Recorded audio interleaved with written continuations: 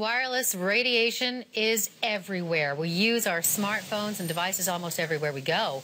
The debate over whether exposure to this radiation affects our health is ongoing. A group called Canadians for Safe Technology says the evidence can no longer be ignored and is urging Health Canada to do more. Joining us is the CEO of Canadians for Safe Technology, Frank Clegg. Thank you for coming in on this. Thank you. You know, so much of this we talk about in a conversation. Oh, it couldn't be good, but we don't. There's 100 studies that you've looked over and been a part of that say that this is doing us great harm.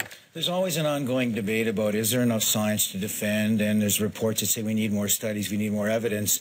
So we put a research team together and came back and identified over 130 studies that Health Canada has not taken into account in the last update of the safety guidelines. So the safety guidelines are there at a certain level. Health Canada says that, you know, our research shows that these are perfectly well within the limits of what's safe. Where do we rank in terms of our safety guidelines versus other countries? Well, if you look at the guidelines of China and Russia, Italy and Switzerland, their guidelines are 100 times safer than Canada's. The guideline is a Safety Code 6 is the name of the guideline, and it was initially created in 1979, and it hasn't had any major changes in the last several decades. So our view is it's very far behind, it's very out of date, it is not even in the 21st century. So, and of course, back in 1979, we didn't live the way we live today. No.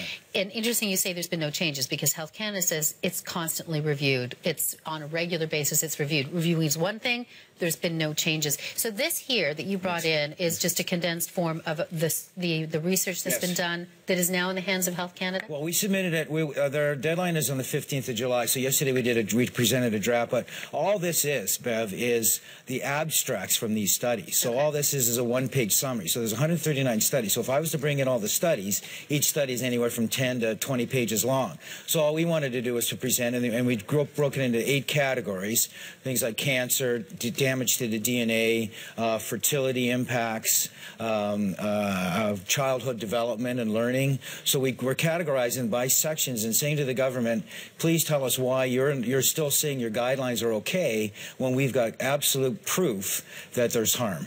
So when, let's say, a technician comes in and wires your house, for example, they set it at a certain level so that you will have access, for example, to wireless in different room settings.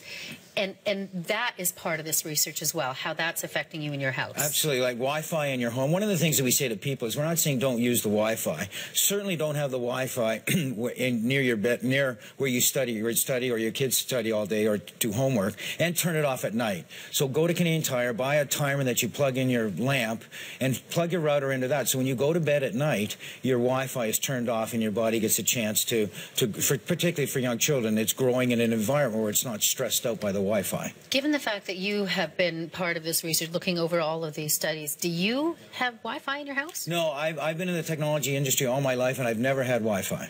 Because? I just didn't feel it was right. I didn't feel it was safe. And my wife has been very actually forceful about not having that. Now, you can run a longer wire. It's a bit annoying. I don't have my cell phone. Never put it to my head. I don't put it in my pocket. We've removed the portable phones from our homes. Baby monitors are another no-no. That's like if I talk to young moms and say, would you put a microwave oven in your child's bedroom and turn it on all night? Well, of course you wouldn't. Well, the radiation from that baby monitor is actually more than a microwave oven with the door closed. So you would say Health Canada can't ignore this? It's inconceivable to me at this point in the process for them to come out again and say there's no proof. For them to come out and say we need more evidence. You don't need more evidence. Here's the evidence. We had 50 scientists around the world send a declaration into Health Canada yesterday saying, please, your guidelines do not protect Canadians. Please stop ignoring the science, and please change Safety Code 6. Guidelines that date back to 1979, as you pointed out. All right. Well, listen, thank you so much for coming in to talk about this. We'll be following it. Thank you for the invitation.